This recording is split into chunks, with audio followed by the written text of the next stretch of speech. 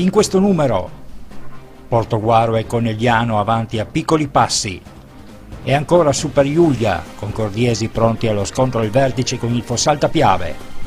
Il Telio Veneto esonera Mister Puppo. Sorpresa Vigor in terza categoria, i cintesi stendono la capolista e sognano ancora in grande. Il Porto femminile continua a vincere. Nella pagina del basket, la pallacanestro Portogruaro sfiora l'impresa con Rorai. In promozione, la Fossaltese riprende a correre. Nel volley, ancora sconfitte per le squadre del Veneto orientale. Cerchi un'auto o un veicolo industriale? GP Auto è quello che fa per te. GP Auto ti offre una vasta gamma di veicoli industriali ed auto d'occasione e chilometri zero. GP Auto è uno staff di professionisti al tuo servizio, sempre pronti a guidarti nel tuo acquisto. GP Auto a Villotta di Chionsi in provincia di Pordenone, uscita autostradale A28, telefono 0434 630 560. Passa da noi, passa da GP Auto.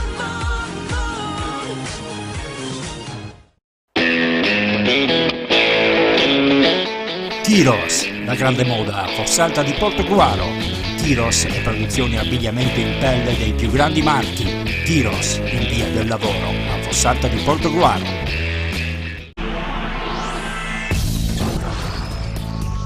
Più conferme che sorprese dall'11ª giornata di campionato per la realtà di un Veneto orientale dove al cammino zoppicante di Portogruaro e Caorle la Salute in promozione va sempre al riscontro la marcia da autentico rullo compressore della Giulia in prima categoria e del Pramaggiore in seconda, entrambi all'11° successo consecutivo.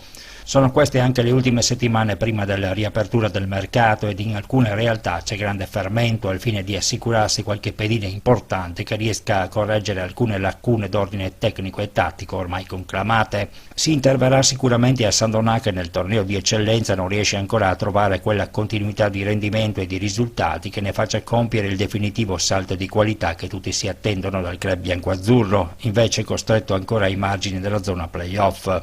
Buon per i sandonatesi che la capolista piovese è caduta nello scontro del vertice con il Giorgione, permettendo loro di recuperare un punto in classifica. Ancora male lì a Piave di mister Tossani. La prima del tecnico sandonatese non è andata oltre la parità sul campo della Cenerentola Cornuda Crocetta. Parlando sempre di mercato, ma scendendo in promozione dove è ritornato in vetta il Porto Mansuè che ha sfruttato al meglio la divisione della posta in palio nello scontro diretto tra Treviso e Fontanelle, anche la difesa del Caorle la Salute è da rinforzare. Domenica ad Oderzo i problemi già emersi nelle scorse giornate, direttamente collegati alla serie di gravi infortuni che ha falcidiato il reparto arretrato, si sono ancor più acuiti, evidenziando la necessità di un intervento importante per ovviare a carenze qualitative che stanno minando la stagione dei litoranei. Qualcosa già bolle in pentola e la prima settimana di dicembre dovrebbe regalare già alcune novità. È tempo di interrogativi anche a 90, i neroverdi sono adesso precipitati in zona play-out dopo la pesante battuta d'arresto a Montebelluna con il San Gaetano. Anche a Portogruaro sono attesi rinforzi, mister Gava sta facendo le opportune valutazioni, la squadra per il momento non decolla, per i Granata una vittoria, 2 sconfitte ed un pareggio nelle ultime 4 partite, un ruolino deficitario valso l'uscita dalla zona play-off. Domenica con il Conegliano, squadra che alla pari dei Granata non riesce a trovare ancora una continuità di rendimento, è arrivato un pareggio con una prestazione non esaltante.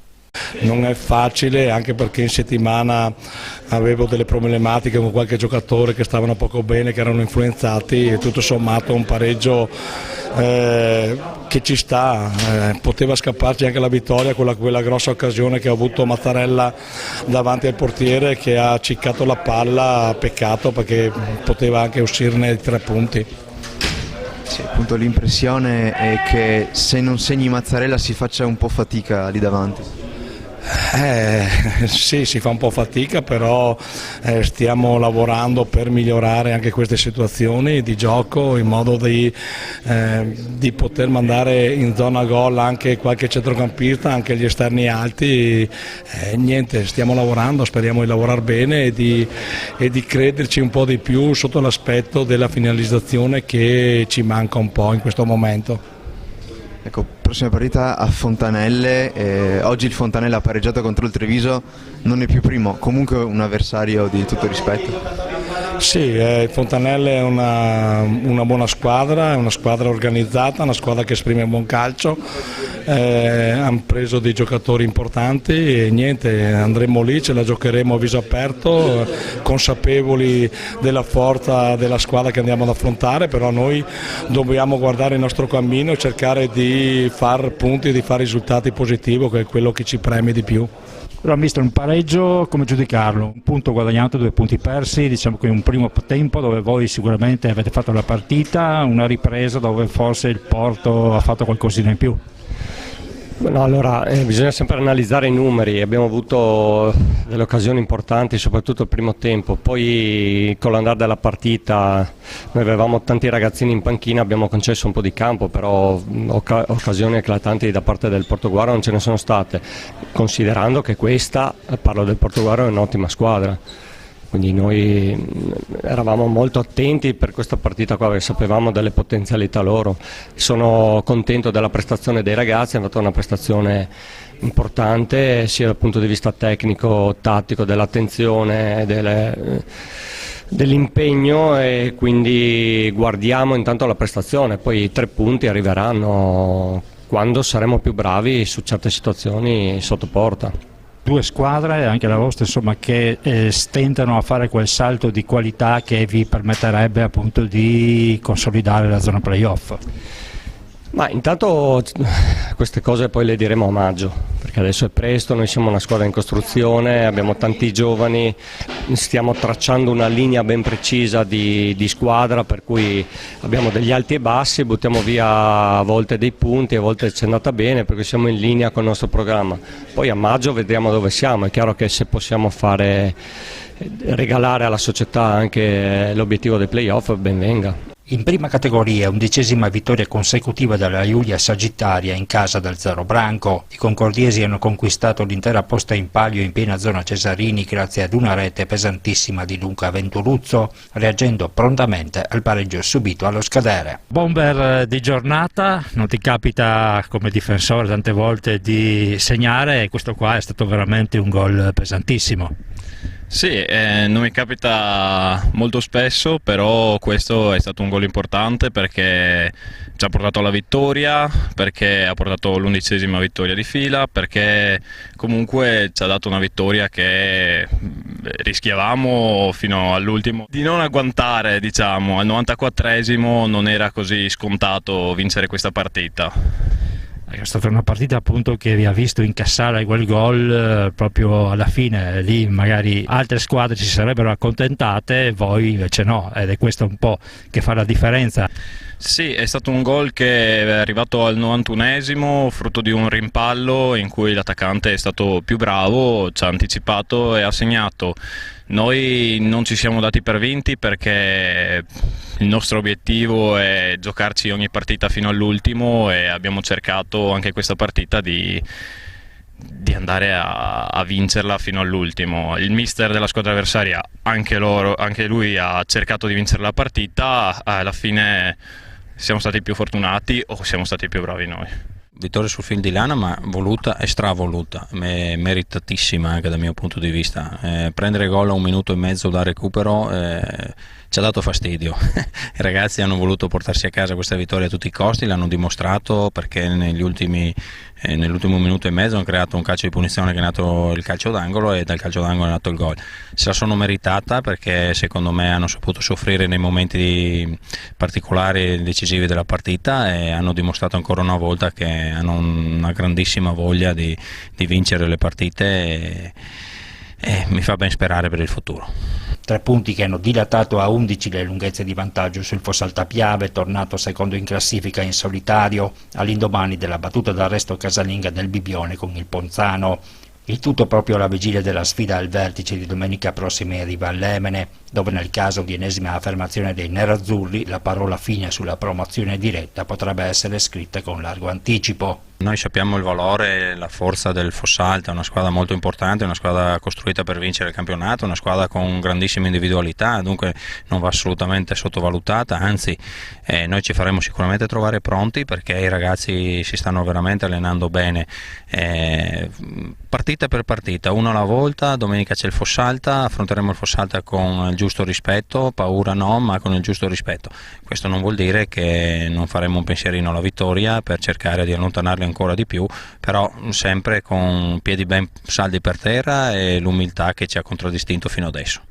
In coda il Ponte Crepaldo è stato fermato da un infortunio dell'arbitro che ha reso necessaria la sospensione della partita. La Fossaltese invece ha lottato ad armi pari con il team biancorossi, ma alla fine si è dovuta inchinare restando ancorata sul fondo della classifica. Per i biancoverdi il destino non è ancora scritto, ma i margini di errore per poter rientrare in corsa per i play-out sono ormai ridotti al minimo. Per il Permaggiore invece i punti di vantaggio al vertice della seconda categoria sono rimasti 9. Alla vittoria dei Bleugrana contro l'Annonese ha fatto da contraltare quella del Musile 1000 sul campo del Lugugnana. Domenica sarà la volta della terza della classe, il Ceggia, reduce dal successo in trasferta sul terreno di una Sangiorgese piuttosto appannata, a cercare di interrompere la corsa degli uomini di mister Benetti, che non sembra trovare ostacoli. In coda importante successo della Giussegase sul Gruaro, mentre il Sindacale, sempre più in difficoltà, è uscito con le ossa rotte dallo scontro salvezza con il Gainiga, rilanciando così gli uomini di mister Massimo Sibau. La Cenerentola Villanova è invece rientrata nei ranghi, uscendo travolta per 9-1 dallo Jesolo, come dire che l'euforia lasciata dalla prima vittoria in campionato ha già esaurito ogni suo effetto. Intanto il deficitario andamento delle ultime partite è stato fatale al tecnico del Telio Veneto Silvan Puppo, esonerato all'indomani della sconfitta subita con il San Stino. Al suo posto è stato chiamato il fossaltese Renzo Marzio. E l'impresa della settimana arriva dalla terza categoria, dalla Vigor di Cintocao Maggiore, che ha battuto la capolista Silea riaprendo di fatto i giochi al vertice. Adesso il vantaggio della prima della classe si è ridotto a 2 lunghezze sul tandem trevigiano composto da Casier Dosson e Cessalto. Per i cintesi è sicuramente una grossa iniezione di fiducia lungo un difficile percorso di rinascita. Certo, avevamo la prima della classe e io sono andato a vederla contro il Basarghelle e ero rimasto veramente impressionato in quanto ha un gruppo di giocatori veramente bravi e noi ci siamo guardati durante la settimana con i ragazzi sia mercoledì che venerdì e ci siamo detto: i ragazzi o svoltiamo adesso o non lo faremo mai più. Abbiamo fatto veramente una bella partita, ce la siamo giocati alla pari con la corazzata Silea, perché per me è una corazzata e delle squadre che abbiamo incontrato è la migliore, devo dirlo, sotto tutti gli aspetti, però ragazzi non era facile. Domenica, quando ci siamo trovati dopo 10 minuti in 10 uomini, ha fatto sì che i ragazzi diventassero dei leoni. Abbiamo già imparato in fretta come funziona questa terza categoria. In questo momento siamo la terza difesa del campionato perché abbiamo subito solo 9 gol e fino alla domenica del Cessalto eravamo la seconda, quindi con noi se lo devono guadagnare e lo ripeto, siamo una squadra giovane e lottiamo per fare bene. Ed eccoci con il goleador Demis Centazzo. Dunque hai giustiziato la capolista, quali sono un po' le tue sensazioni? Ovviamente a freddo, visto che siamo nel corso della settimana e vi state allenando adesso. No, tutto bello, è stato veramente un impegno di squadra, soprattutto dall'inizio, anche in 10 abbiamo sofferto e il gol è stata la ciliegina, ma i complimenti va fatta a tutta la squadra. Possiamo arrivare dove il nostro obiettivo ci porta. Ecco, all'inizio si diceva magari strizzare l'occhio ai playoff, i punti sono tanti di distanza, però mai dire mai. Abbiamo tanta distanza, ma noi puntiamo in playoff, poco da fare. Nel campionato di Serie D femminile continua la marcia del Portogruaro. Per la granata di mister Colle è stato relativamente facile nella trasferta di Asiago al cospetto della Cenerentola a 7 comuni. Vittoria firmata da una doppietta di Albulena Gasci e dalle reti di Giulia Pavan e Aurora Finotto. 3 punti che permettono alle Granata di restare in scia della capolista Villorba, sempre a braccetto con le padronesi del futuro giovani, pronte ad approfittare dello scontro diretto di domenica prossima tra le 2 principali avversarie. Sì, un 4-0, una vittoria che ci va bene per rimanere lì attaccati al Villorba, aspettando lo scontro tra Villorba e Futuro Giovani di domenica prossima, però si poteva fare qualcosa in più sinceramente. Va da sé insomma che le avversarie si sono chiuse, erano tutte arroccate in difesa e quindi è stato un po' difficile trovare spazi. Non tanto quello quanto ci siamo noi abbassate al loro livello, non riuscendo a costruire il nostro gioco. Come spesso capita quando incontri squadre un po' meno forti di noi, e è difficile impostare il proprio gioco con squadre così. Quindi è stato anche un po' l'aspetto mentale che magari è mancato, l'approccio iniziale contro una squadra che sapevate già essere più che mai alla vostra portata. Sì, quello è possibile. Domenica scorsa avevamo un po' il dente avvelenato dalla partita precedente, questa domenica è stato un attimo difficile trovare la concentrazione per affrontare la partita. Assinvest, da sempre al vostro fianco. Sono Leonardo Moretto, rappresento Assinvest a Portogruaro, lavoriamo nel settore delle assicurazioni e degli investimenti. Lo facciamo attraverso canali diretti, attraverso l'e-commerce, attraverso sistemi di distribuzione innovativi. Applichiamo mensilizzazione a tutti i nostri contratti in maniera gratuita. Abbiamo particolare attenzione nei confronti delle imprese artigiane, distribuiamo prodotti finanziari e prestiti personali grazie alle partnership nazionali che abbiamo creato. Assinvest ci trovi in via Vivaldi numero 3 a Portogruaro, telefono 0421 27 3258.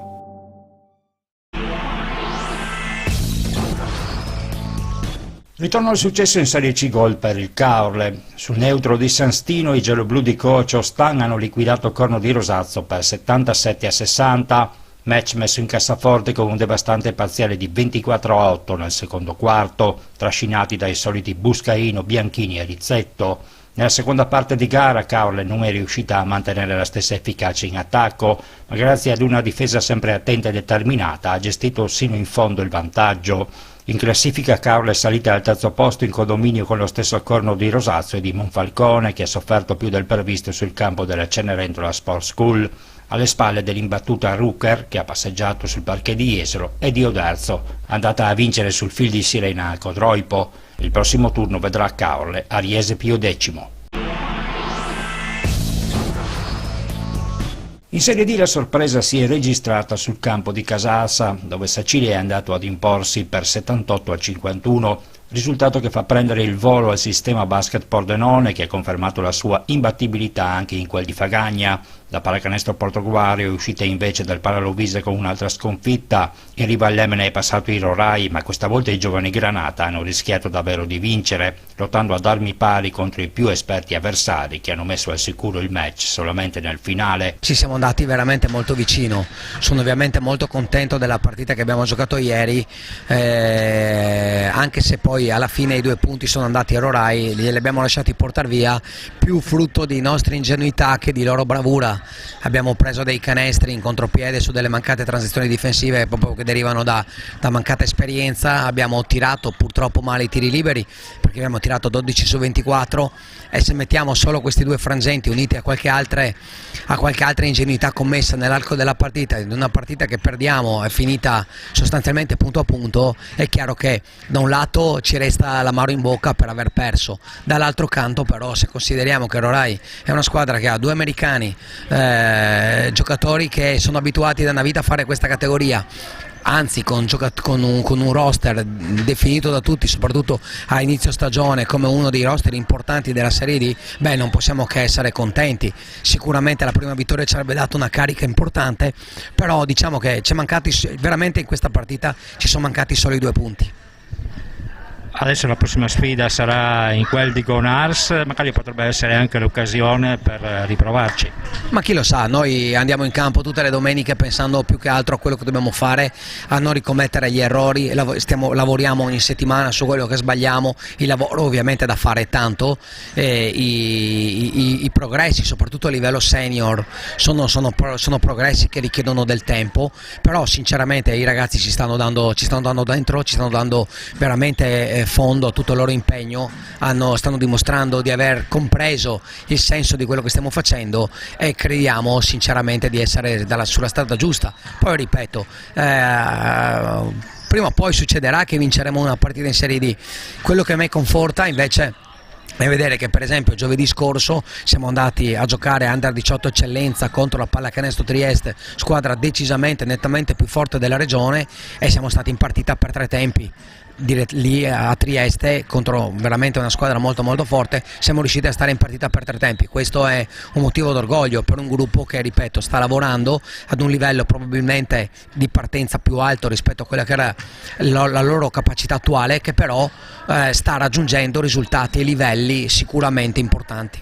È stata una partita dura che però siamo riusciti a portare fino alla fine. Abbiamo pagato un po' l'inesperienza nostra e la loro fisicità che ci ha sovrastati nel finale. Comunque 56-56 all'inizio dell'ultimo quarto, ci speravate a questo punto? Sì, ci speravamo molto perché la cerchiamo veramente tanto questa prima vittoria in Serie D. Noi ce l'abbiamo messa tutta e speriamo di portare questa vittoria a casa già dalla prossima partita. Tra l'altro veramente in tanti siete andati in doppia cifra, segno che veramente la Serie D la valete nonostante la vostra giovane età. Sì, diciamo che ognuno ci crede al massimo e infatti abbiamo dato tutti dal primo all'ultimo. Io potevo fare qualcosa di più alla fine segnando gli ultimi tiri liberi, però ce l'abbiamo messa tutta. La quarta giornata del torneo di promozione ha invece visto la conferma al vertice dello Spili Basket, che ha regolato Fiume Veneto. Alle spalle è ritornata a vincere la Pallacanestro Fossaltese, unica tra le rappresentanti del Veneto orientale a bagnare il weekend con i 2 punti. Annone Veneto è stata infatti fermata dal Sacile, mentre Balonsesto ha ceduto con l'onore delle armi al Maniago. Per i biancoverdi di coach Paolo Giollo è stato tutto facile davanti ad un Basket Torre che ha posto solamente una flebile resistenza. Vittoria della Fossaltese sul Basket Torre, è stato tutto veramente molto facile. Facile è una parola grossa perché siamo reduci da una sconfitta e da 2 partite appunto fuori casa e 2 settimane che praticamente non abbiamo fatto allenamento causa virus influenzali, soprattutto questa settimana non ci siamo allenati. Comunque sì, partita diciamo abbastanza in discesa, tutto sommato una squadra nuova, mai vista, mai conosciuta, però insomma portata a casa. Ecco, dispiace appunto per il passaggio a vuoto della scorsa settimana. Sì, è stata una partita ostica, palestra ostica, personalmente a me non mi è mai piaciuta, è una squadra timorosa, anche se purtroppo non fa testo all'interno del campionato per loro, ma per noi sì, e quindi è andata male perché siamo appunto allenati male, non siamo mai entrati in partita, peccato per i 2 punti, però insomma ci serviva una, come posso dire, una sconfitta subito adesso. Speriamo che cominci a girare un po' meglio per noi perché, ripeto, tra problemi di caviglie, influenze e una cosa e l'altra siamo sempre in allenamento 4, 3, 5, quindi è quasi impossibile lavorare. Dal cilindro abbiamo tirato fuori qualcosa, adesso speriamo di riuscire a allenarsi costantemente e crescere sempre di più, questo sì, poi dove arriveremo si vedrà poi alla fine. Per la pallavolo il fine settimana è stato da dimenticare, tutte sconfitte infatti le squadre del Veneto orientale che militano nei campionati regionali, eccezion fatta per i sandonatesi del Volley Team Club. In C femminile è andata male il San Stino in terra padovana, dove ha affrontato la capolista Arcella. Le liventine non sono riuscite a dar seguito alla convincente prestazione offerta nel derby con il Meduna, che aveva regalato loro i primi 3 punti della stagione. A spegnere l'entusiasmo che si era creato in riva a Livenza è arrivata una pesante sconfitta con i parziali di 25-17, 25-11 e 25-20. Nel girone A maschile il VTC ha travolto con estrema facilità il Valsugana, restando in tal modo in scia dei vicentini dello Zanè, passati a San Giorgio in Bosco. 25-13, 25-20, 25-16 i parziali sortiti, a testimonianza della netta superiorità dei sandonatesi, che si candidano di diritto per l'immediato ritorno in Serie B. Nel girone B invece, dove comanda il Sefamo Povolaro, seconda sconfitta consecutiva per la pallavolo Portoguaro. I biancoverdi hanno ceduto 3-1 contro la Duna Volley. Dopo un primo disastroso set perso 25-15 erano riusciti anche a raddrizzare l'incontro, vincendo il secondo parziale 25-21, salvo poi scomparire nuovamente dal campo. Anche la Serie D non ha regalato buone nuove. Contro l'Ania il Sandonà ha perso partita e primato in classifica, mentre la pallavolo Concordia era attesa ad una reazione in quel di Conegliano, che invece non si è vista. Le biancorosse sono state letteralmente spazzate dal campo, dove sono scese per l'ennesima partita con l'approccio sbagliato. 25-14, 25-10, 25-22 i parziali che danno l'esatta idea della prestazione negativa offerta dalle concordiesi, che adesso sono attese dal match casalingo con Susegana. Servono punti per non dover dire addio con largo anticipo alle possibilità di salvezza. Adesso veramente è vietato sbagliare.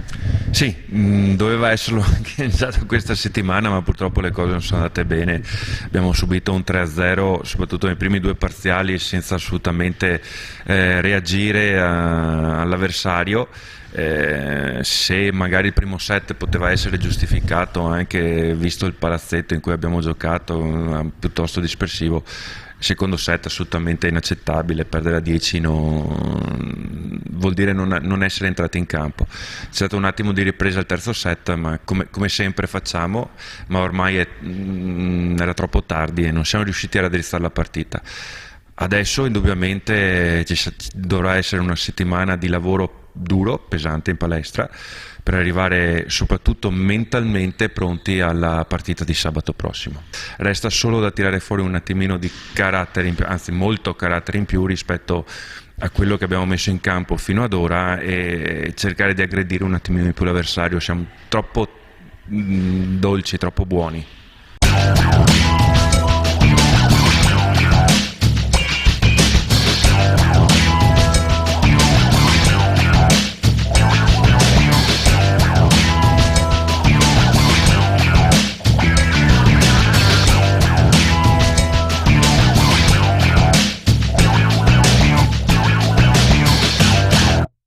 Assinvest, da sempre al vostro fianco. Sono Leonardo Moretto, rappresento Assinvest a Portogruaro, lavoriamo nel settore delle assicurazioni e degli investimenti. Lo facciamo attraverso canali diretti, attraverso l'e-commerce, attraverso sistemi di distribuzione innovativi. Applichiamo mensilizzazione a tutti i nostri contratti in maniera gratuita. Abbiamo particolare attenzione nei confronti delle imprese artigiane, distribuiamo prodotti finanziari e prestiti personali grazie alle partnership nazionali che abbiamo creato. Assinvest ci trovi in via Vivaldi numero 3 a Portogruaro, telefono 0421 27 3258. Cerchi un'auto o un veicolo industriale? GP Auto è quello che fa per te. GP Auto ti offre una vasta gamma di veicoli industriali ed auto d'occasione e chilometri zero. GP Auto è uno staff di professionisti al tuo servizio, sempre pronti a guidarti nel tuo acquisto. GP Auto a Villotta di Chionzi, in provincia di Pordenone, uscita autostradale A28, telefono 0434 630 560. Passa da noi, passa da GP Auto.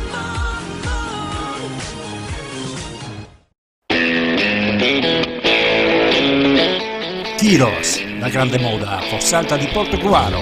Tiros e produzioni e abbigliamento in pelle dei più grandi marchi. Tiros, in via del lavoro, a Fossalta di Portogruaro.